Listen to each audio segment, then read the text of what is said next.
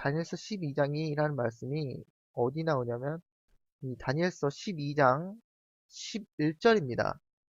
이것을 가지고 굉장히 요즘 이것에 대한 해석이 날짜 그대로 해석하느냐 아니면 일일을 1년으로 원칙을 적용하는 것에 대한 논란이 되고 있는데요.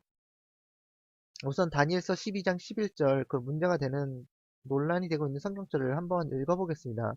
매일 드리는 제사를 폐하며 멸망케 할 미운 물건을 세울 때부터 1290일을 지낼 것이요.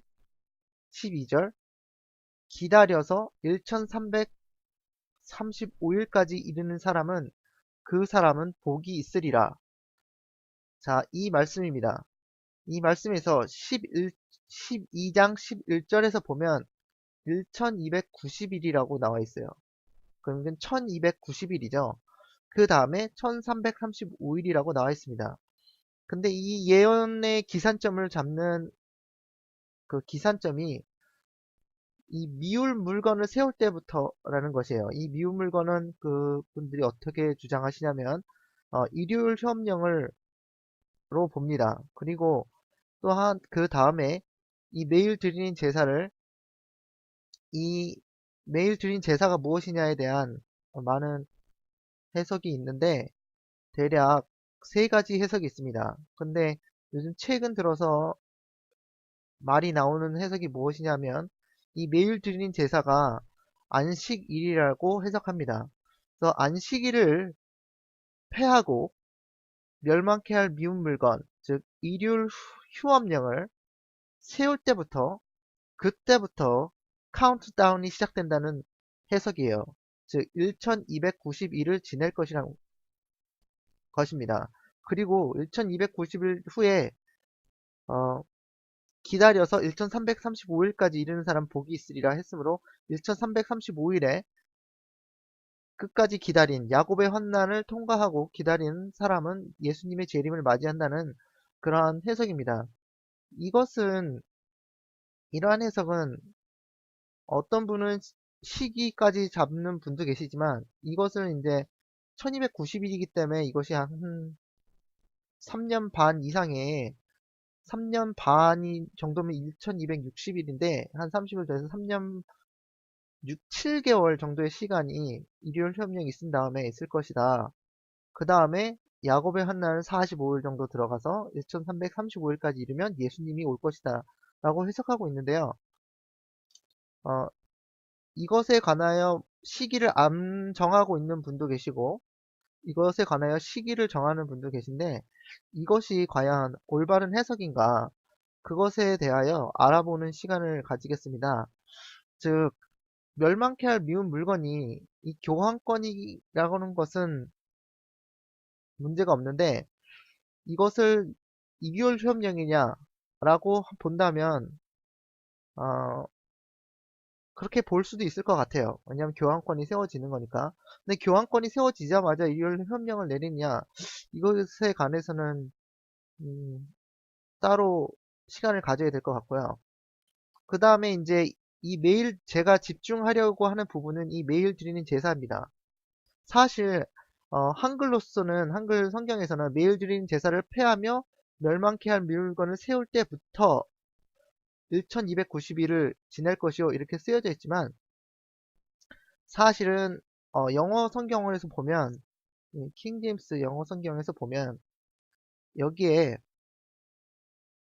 And from the time that the daily sacrifice shall be taken away and the abomination that maketh desolate set up 이래가지고 매일 드린 제사가 daily sacrifice 이거고요. 근데 이 from the time이 이 from the time 시작되는 시간이 이 daily sacrifice랑 연결되어 있고요. 이 매일 드린 제사가 이 taken away 폐해지고 빼앗기고 이런 식으로 연결되어 있습니다. 그래서 기산점이 사실은 그렇게 빼앗기고 그리고 the death abomination이라는 그 미운 물건이 세워진다는 얘기지. 그래서 기산점을 잡을 때 이것을 기산점이 잡는 게 아니고 이 매일 드리는 제사를 기산점으로 잡아야 옳습니다. 그래서 이 안식일을 폐하고 일요일 협령을 세우는 게 동시적으로 일어난다고 생각해서 이렇게 해석하시는 분들이 있는데, 사실은 이 데일리 세크리파이스, 이 매일 드리는 제사와 연관이 있는 것입니다. 기산점이요. 거기서부터 시작하기 때문에 이 11절에 1290일의 기산점이 매일 드리는 제사랑 연결되어 있기 때문에 우리 한글 성경과는 달리, 그렇기 때문에 이 매일 드리는 제사가 정말 그분들이 해석하신 대로 안식일인가, 그것을 검토해보는 시간을 갖도록 하겠습니다. 자, 그럼 제가 이 제목을 오직 지혜 있는 자는 깨달으리라 그랬는데요. 이 말씀이 다니엘서 12장에 있습니다. 다니엘서 10장에 보면 12장 10절에 보면, 많은 사람들이 연단을 받아 스스로 정결케 하며 희게 할 것이나 악한 사람은 악을 행하리니 악한 자는 아무도 깨닫지 못하되 오직 지혜 있는 자는 깨달으리라 했습니다. 그래서 오직 지혜 있는 자들이 깨닫고 이 예언도 이해한다는 것입니다. 그래서 이 예언을 올바르게 해석해야 된다고 생각하는데요. 자, 제목은 오직 지혜 있는 자는 깨달으리라 이고, 그리고 우리가 다룰 주제는 다니엘서 12장 11절에 나와 있는 이 데일리, 매일 드리는 제사를 영어로 데일리라고 합니다. 여기서 데일리라고 이제 익숙해지셨으면 좋겠고요.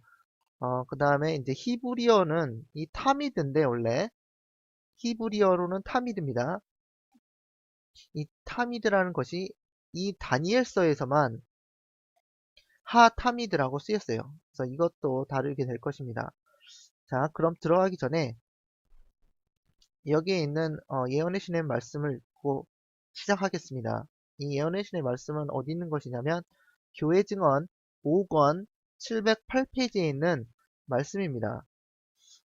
나는 현대 진리를 알고 있노라고 공언하는 많은 사람들이 그들이 무엇을 믿는지 알지 못하는 것을 보았다. 그들은 그들의 믿음의 증거를 이해하지 못한다.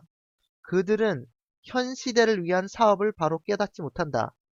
시련의 때가 올 때 오늘날 다른 사람들에게 전도하고 있는 사람들이 그들이 역설하는 주장들을 살펴보고 그들이 만족할 만한 이유를 제시할 수 없는 많은 것들이 있다는 것을 발견할 것이다. 이와 같은 시험을 받기 전에는 그들이 크게 무지했다는 것을 알지 못했다.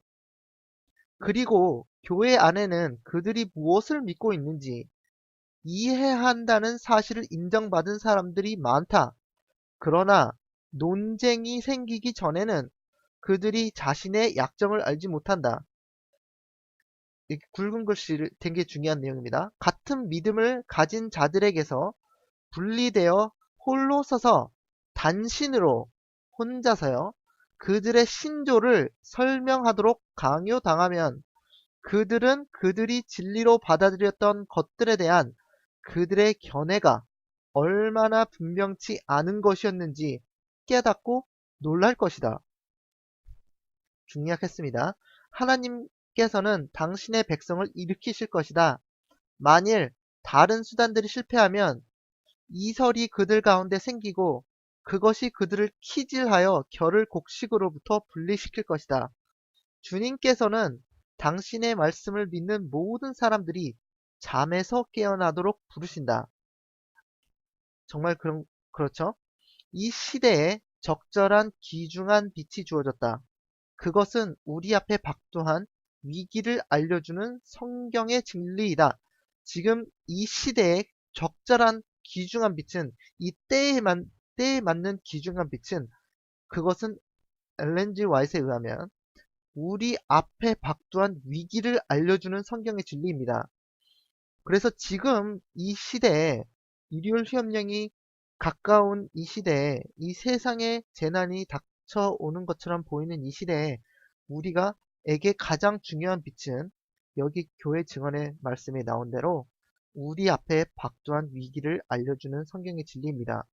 이 빛은 우리로 성경을 부지런히 연구하게 하고 우리가 역설하는 주장들을 가장 철저히 살피게 할 것이다.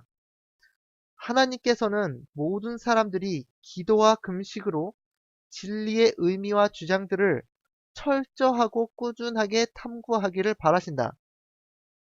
이게 하나님께서 우리에게 원하시는 바예요. 신자들이 무엇이 진리를 이루고 있는지에 대하여 추측과 분명치 않은 견해에 머물러 있어서는 안 된다. 그들의 믿음이 하나님의 말씀에 굳게 기초되어 있으므로 시련의 때가 와서, 자, 이게 시련의 때가 일요일협령입니다. 시련의 때는 분명 일요일협령이고, 이것을 견디기 위해서는 그들의 믿음이 하나님의 말씀에 굳게 기초되어 있어야 됩니다. 그들의 의회들 앞에서 나가 믿음에 대하여 답을 할 때 그들은 온유와 두려움으로 그들에게 있는 소망의 이유를 제시할 수 있어야 할 것이다. 있어야 된다고 그랬어요. 예를 들어서 다니엘서나 요한계시록의 일요일협령과 미국이 땅에서 올라온 그 교환권을 앞에서 행하는 용같이 말하는 짐승이란 그런 예언적인 내용이 우리 제7안식일 예수 재림교회의 교리로 가지고 있습니다. 그러나 여러분들이 만약 다니엘서와 요한계시록에서부터 그 의회, 일요일협령 실현의 때가 와서 그 의회 앞에 나가서 여러분의 믿음을 증거하라고 요구당할 때 우리 옆에는 우리 교회의 목사님도 계시지 않을 수가 있고 신학학자, 신학 박사님들께서도 우리를 위해서 대답해 주지 않을 수 있습니다. 그러므로 우리는 각자가 다른 사람의 목사님이나 신학 박사나 그 누구에게서도 의존하지 않고 자기가 자기 믿음으로 굳게 섰다는 것을 의회 앞에 나가서 요구를 에 대하여 응답을 할 때 우리가 온유와 두려움으로 우리가 가지고 있는 수유를 제시할 수 있어야 할 것이라고 예언의 신에 분명히 말씀하고 있습니다. 사람의 지적 발달이 어떠하든 간에 이 말은 어떤 사람은 똑똑해서 박사일 수도 있고 어떤 사람은 무식해서 모를 수가 있어요. 그래서 박사만 우리 제7안식교회 예수 재림교회의 그 예언 해석의 원리와 교리를 박사들만 알고 있어야 된다는 말이 아닙니다. 사람의 지적 발달이 어떠하든 간에 무식하던 유식하던 내가 믿는 진리는 성경으로 진리를 자기 믿는 신조를 증거할 수 있어야 됩니다. 그것이 이 시련의 때가 왔을 때 우리가 준비할 수 있어야 되는 것입니다. 그것이 우리의 준비입니다. 그래서 사람의 벌적 발달들이 어떠하든 간에 그가 더 큰 빛을 받기 위하여 성경을 그냥 대충 보는 게 아니고 철저하고 꾸준하게 연구할 필요가 없다는 생각을 한순간도 해도 된다는 거요. 한순간도 해서는 안 됩니다. 우리는 한 백성으로서 하나님의 백성으로서 개인적으로 단체적이 아닙니다. 개인적으로 예언을 연구하는 학생이 되도록 부름을 받고 있다고 그랬어요. 우리는 하나님께서 우리에게 제시해 주시는 빛의 어떤 줄기든 식별하기 위하여 열렬한 마음으로 깨어 있어야 한다. 우리가 열렬한 마음으로 주님의 말씀을 연구하지 아니하면 정말 그것에 대한 책임을 지셔야 될 겁니다. 우리는 진리의 희미한 첫 광선을 붙들어야 한다. 그리하면 경건한 연구를 통하여 다른 사람들에게 제시할 더 밝은 빛을 얻게 된다. 우리가 연구를 하고 다른 사람에게 전해주기 시작하면 이 말씀을 전해주기 시작하면 그것을 하나님께서는 기뻐하시고 그래 더 밝은 빛을 줄게 이 밝은 빛도 전해라 하고 선물을 주시는 거예요.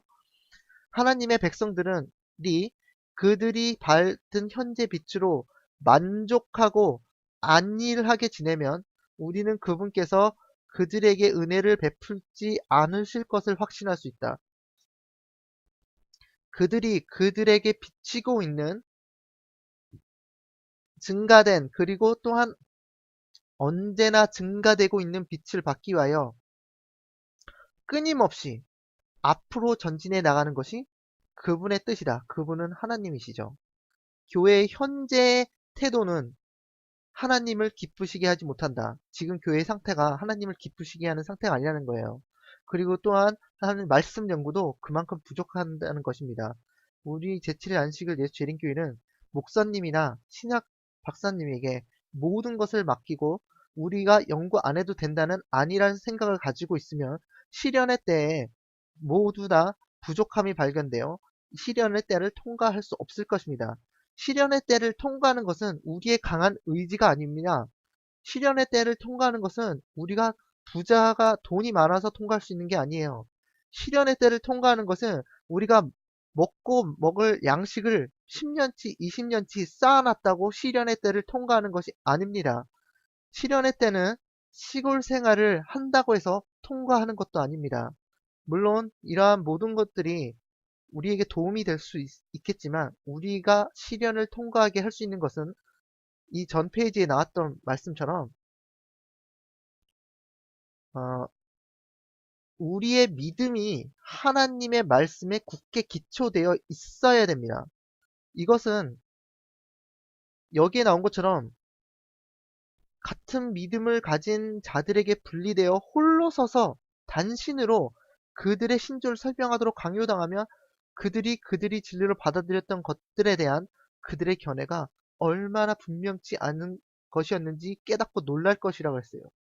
그래서 우리는 이런 시련의 때에 준비하는 것이 우리가 믿고 있는 성경의 진리를, 우리 교리를 성경으로 철저하게 진리의 의미와 주장들을 철저하고 꾸준하게 탐구해서 우리 중에 누가 모두 다 의회에 불려나가지 않을지도 모르지만 우리 중에 누가 의회 앞에 나가서 우리의 믿음에 대하여 답을 해야 할지 아무도 모릅니다.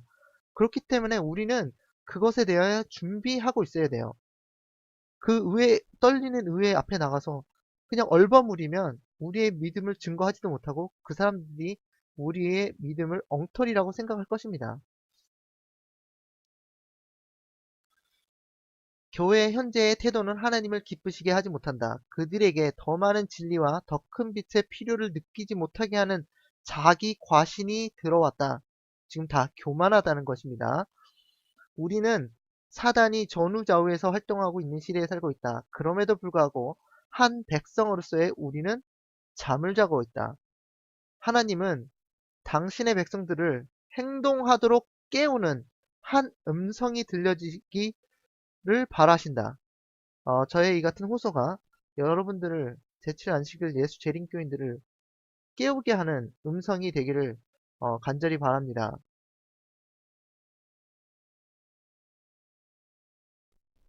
지금 다음 구절을 읽을 텐데요. 여기는 이제 마태복음 25장 열처녀의 비유에 있는 말씀입니다. 그때의 천국은 마치 등을 들고 신랑을 맞으러 나간 열처녀와 같다 하리니 그 중에 다섯은 지혜롭고 다섯은 어리석더라. 여기 약간 오타가 났네요. 지혜가 있는지라 였나봐요. 미련한 자들은 등을 가지되 기름을 가지지 아니하고 지혜 있는 자들은 그릇을 기름에 담아 등과 함께 가져갔더니 신랑이 더디움으로 다 졸며 잘세 밤중에 소리가 나되 보라 신랑이로다 맞으러 나오라 하매 이에 처녀들이 다 일어나 등을 준비할세 미련한 자들이 지혜 있는 자들에게 이르되 우리 등불이 꺼져가니 너희 기름을 좀 나눠달라 하거늘 지혜 있는 자들이 대답하여 가로되 우리가 너희 쓰기에 다 부족할까 하노니 차라리 파는 자들에게 가서 너희 쓸 것을 사라 하니 저희가 사러 간 동안에 신랑이 오므로 예비하였던 자들은 함께 혼인잔치에 들어가고 문은 닫힌지라. 그 후에 남은 처녀들이 와서 가로되 주여 주여 우리에게 열어주소서 대답하여 가로되 진실로 너희에게 이르노니 내가 너희를 알지 못하였노라 하였느니라. 자, 마태복음 25장 열처녀의 비유는 다 아시는 대로 예수님의 재림과 그분을 기다리는 하나님의 교회와의 관계와 상황을 잘 묘사하는 예수님의 비유입니다. 비유에 의하면 지혜로운 다섯 처녀만 예수님과 혼인잔치에 들어가고 어리석은 처녀들은 예수님과 혼인잔치에 들어가지 못합니다. 당연히 우리는 지혜로운 처녀가 되어야만 예수님의 신부가 되고 백성이 될 수 있는 것입니다. 자, 그럼 여기서 왜 지혜로운 사람들은 어떤 사람들이고 어, 미련한 처녀들은 어떤 처녀들일까요? 제가 물론 이 기름을 따로 준비한 처녀들은 슬기로운 처녀들이고 지혜로운 처녀들은 성령을 상징하는 기름을 가지고 있었습니다. 따로 가지고 있었죠. 그리고 그들은 다른 예언의 신에 보면 그 기름을 가진 것은 성품이라고 말했습니다. 그러면 성경 말씀에는 뭐라고 써 있을까요? 다니엘서 12장을 보겠습니다. 다니엘서 12장 10절 많은 사람이 연단을 받아 스스로 정결케 하며 희게 할 것이나 이게 성품이 깨끗하게 되는 것이죠. 악한 사람은 악을 행하리니 악한 자는 아무도 깨닫지 못하되 오직 지혜 있는 자는 깨달으리라. 여기 문맥을 살펴보시면 이것이 전부 다 예언입니다.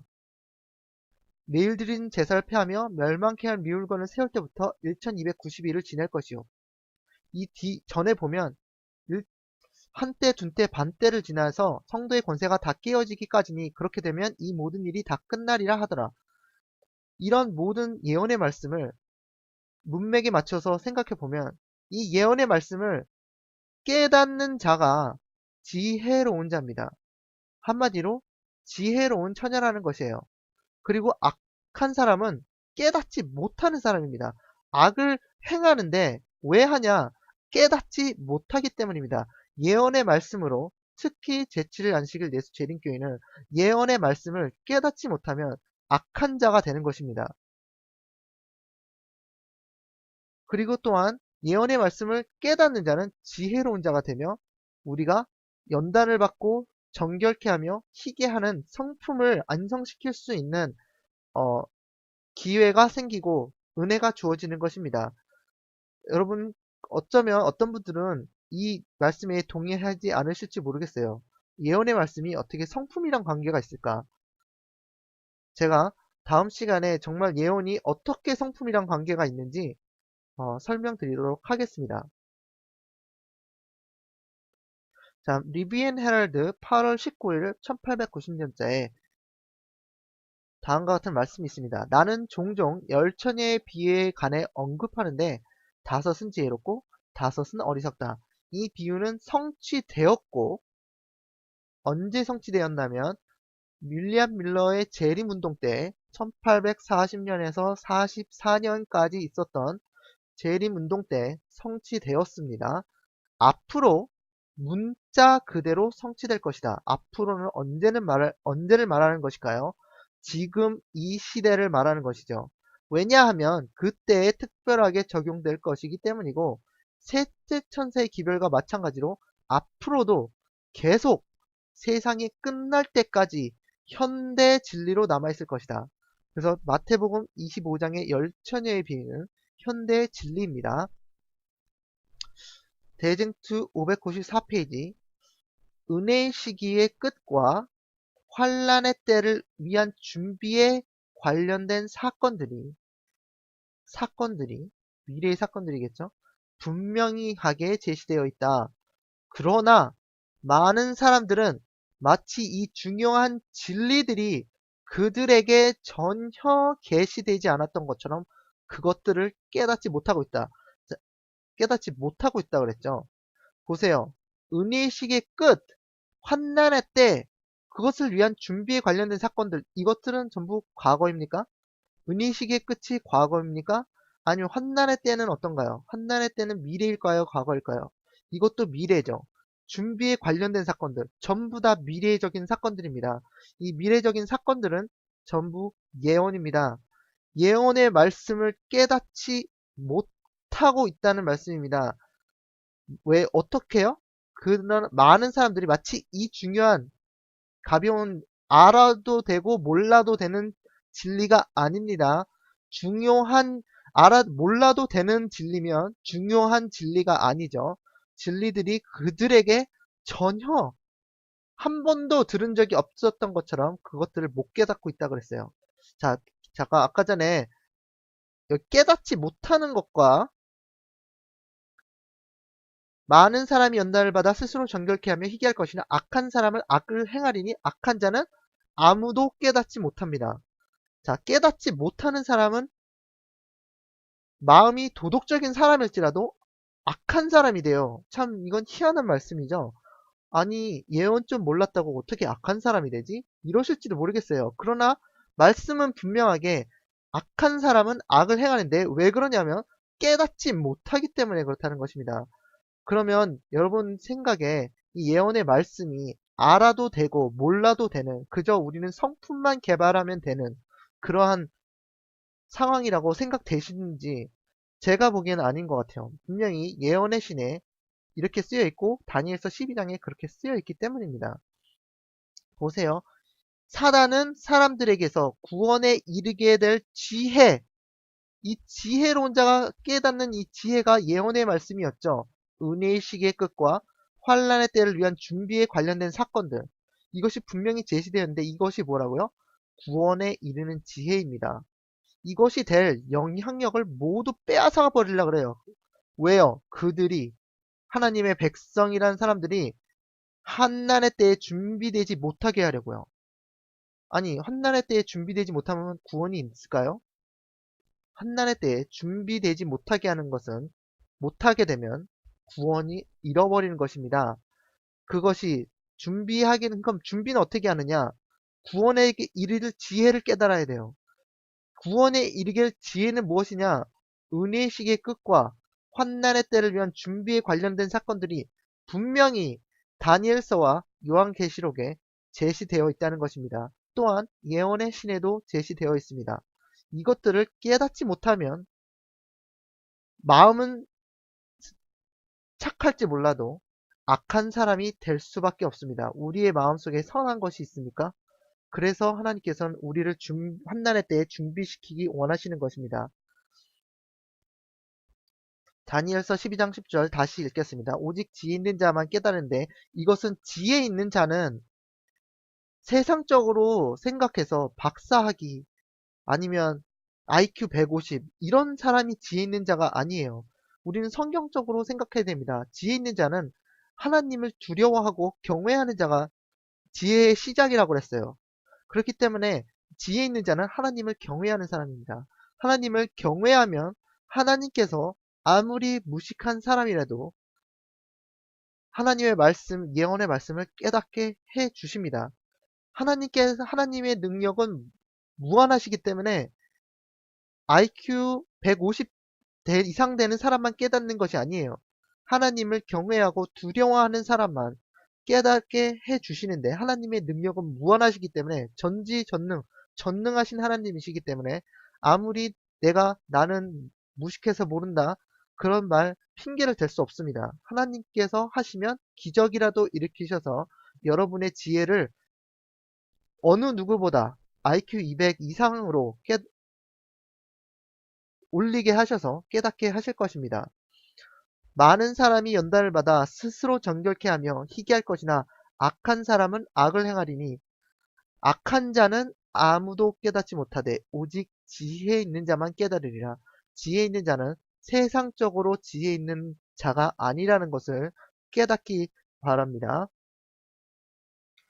다니엘서 12장 11절 12절 말씀입니다. 자, 여기에는 오늘 본문의 그 주제인 매일 드리는 제사, 영어로는 데일리, 히브리어는 타미드, 이렇게 요것을 짝지어서 알고 계세요. 계속 데일리, 타미드라는 용어가 계속 나오기 때문에 한번 친숙해지시면 이 외우실 거예요. 이것도 이제 누구나 외울 수 있는 것입니다. 자, 매일 드리는 제사, 그리고 멸망케 할 미운 물건이 나옵니다. 그리고 1290일과 1335일이 나옵니다.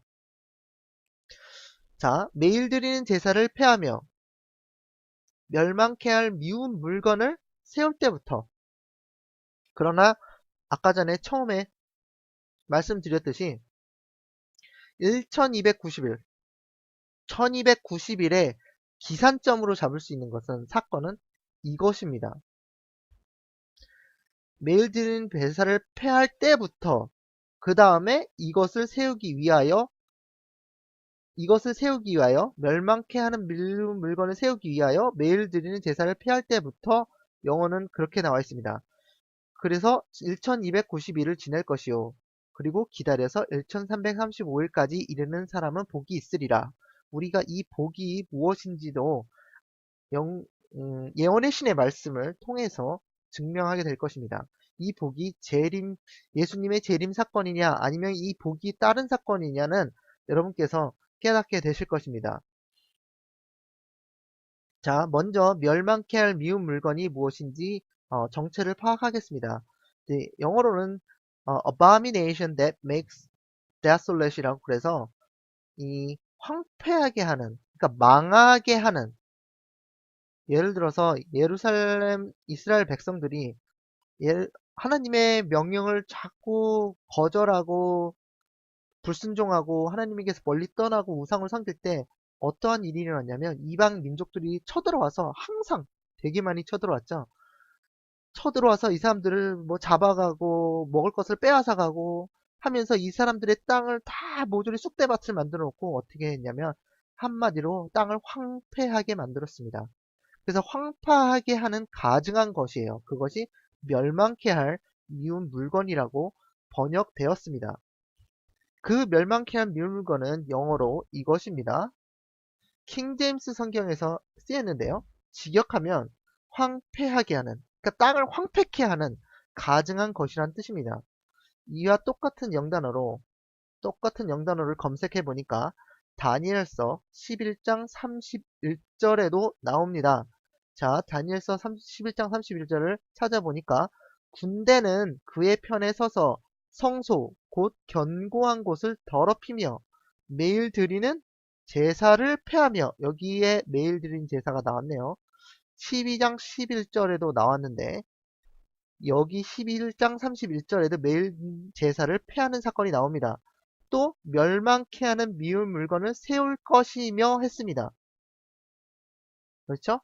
그러면 여기 12장 11절 12절에는 매일 드린 제사를 폐하고 멸망케 할 미운 물건을 세울 때부터 1290일이라는 예언적인 시간적인 예언의 숫자가 나왔는데 여기에는 똑같이 나왔지만 시간적인 예언은 나오지 않았습니다.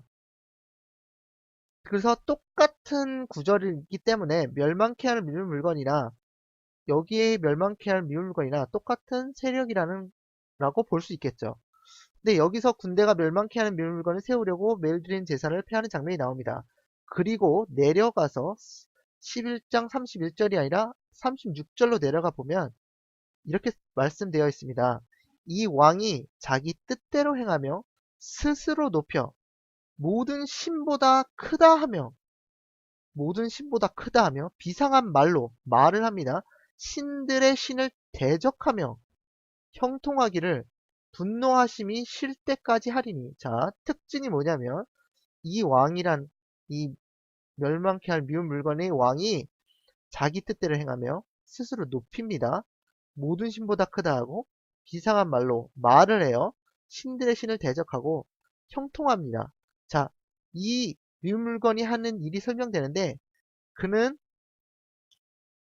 스스로 높이고 모든 신보다 자기를 크다 하며 놀라운 것들을 말하며 모든 신들의 신이신 하나님을 대적하여 말합니다.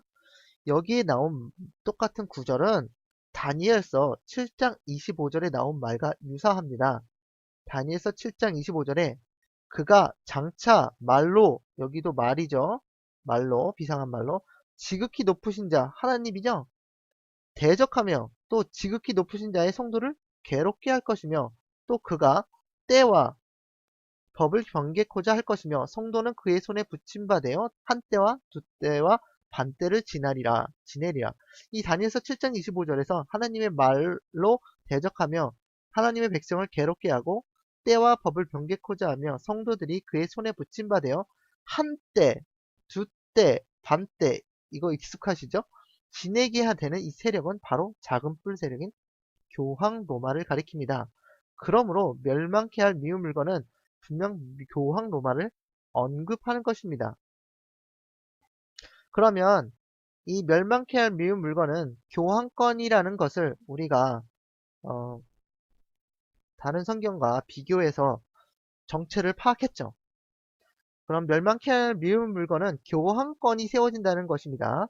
그래서 12장 11절 12절에 매일 드린 제사를 폐하며 이것은 아직 무엇인지 파악을 안 했죠. 어쨌든 폐하며 멸망케 할 미운 물건, 즉 교환권을 세울 때부터 1290일을 지낼 것이라는 것입니다.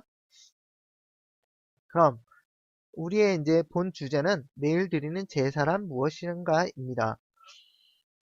우리는 여기서 이 정체를 알아야 됩니다. 왜냐하면 다니엘서 12장 11절에 매일 드린 제사를 폐하고 멸망에 가증한 것을 세울 때부터 1290일이 지난다고 했으므로 1290일의 기산점이 매일 드리는 제사를 폐하는 것부터 시작되고 또한 멸망케 하는 미운 물건이 매일 드리는 제사를 폐한 다음에 세워지기 때문입니다.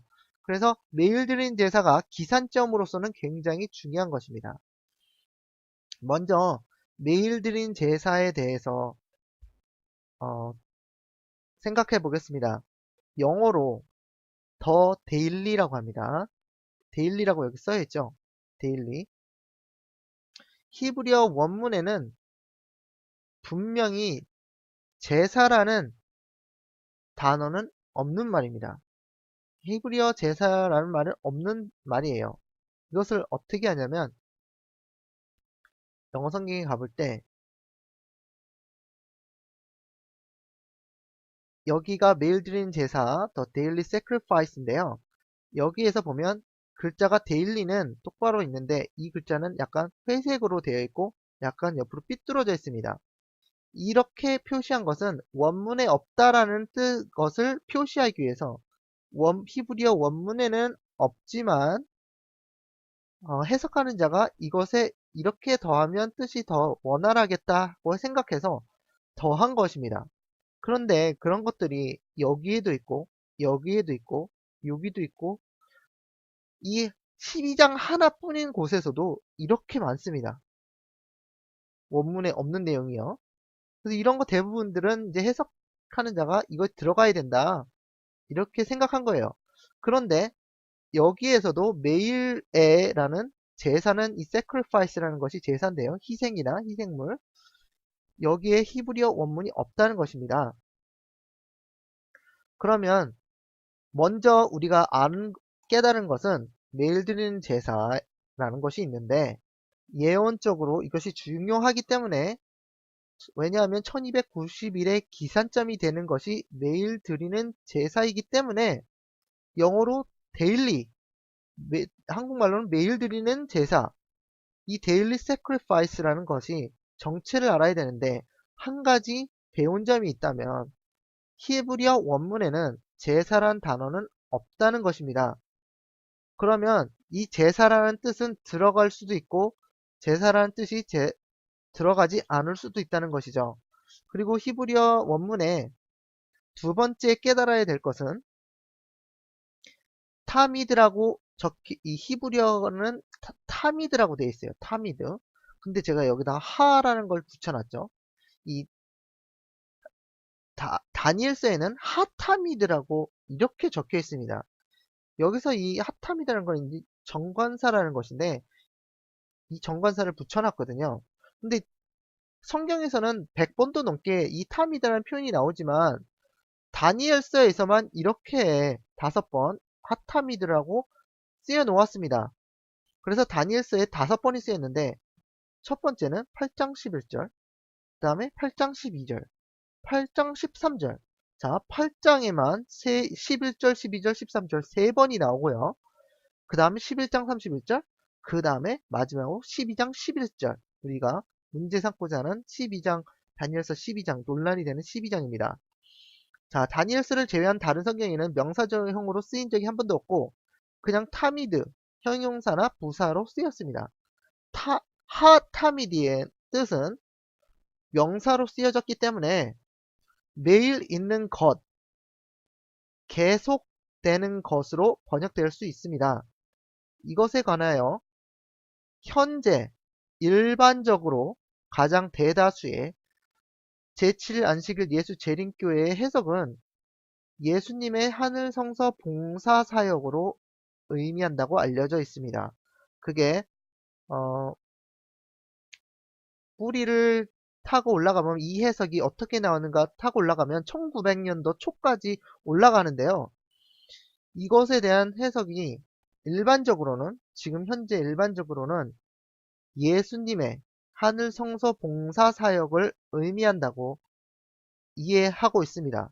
여러분께서 웬만하면 모든 목사님들이나 신학 박사분들이 이것을 예수님의 하늘 성서 봉사 사역 이를 의미한다고 대답하여 주실 것입니다. 그러나 이것에 대한 힌트가 예언의 신에 나와 있어요. 어디 나와 있냐면 초기 문집에 나와 있습니다.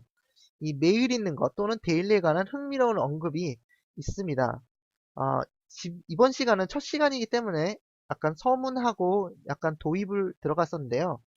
다음 주째 시간에 정말 이 탐이드라는 것이 요즘 다니엘서 12장을 1290일을 예언에 대한 설명을 할 때 매일 드리는 제사를 그분들은 뭐라고 번역하냐면 안식일로 번역합니다. 자, 이것을 알고 계셔야 돼요. 그리고 그 사람들이 정말 안식일이라고 하는 것이 옳은가를 여러분께서 성경 말씀과 예언의 신으로 확증하셔야 됩니다. 틀렸는가 맞았는가. 자, 첫 번째, 요즘 논란이 되고 있는 1290일과 1335일에서 매일 드리는 제사의 해석은 안식일로 해석하고 있습니다. 그분들은 이것에 대한 안식일에 대한 해석을 어떤 성경에도 근거하지 않고 있어요. 그 해석을. 그분들한테 직접 제가 요구했어요. 이 매일 드리는 제사가 어떻게 안식일이냐? 그랬더니 그분들은 그냥 매일 드리는 제사는 타미드로서 매일 있어온 것, 그냥 계속 있어온 것이라고 했기 때문에 그것이 안식일이 계속 있어 왔으니까 안식일이다.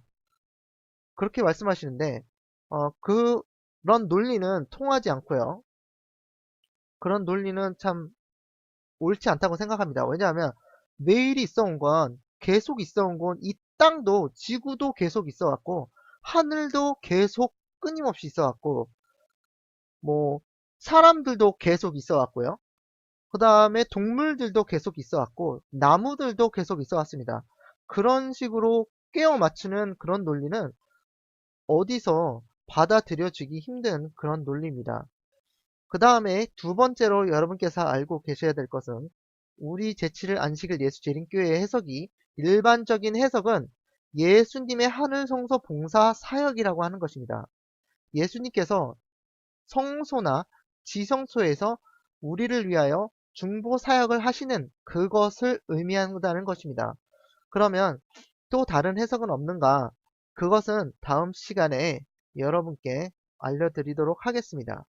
그리고 그 다음 시간에 나올 내용은 엘렌 G 와이트의 쓴 초기 문집에 이 메일 드리는 것에 대한 굉장히 좋은 힌트가 있습니다. 그래서 이 힌트에 관해서 알아보는 시간이 되겠습니다. 그럼 다음 시간에 뵙겠습니다.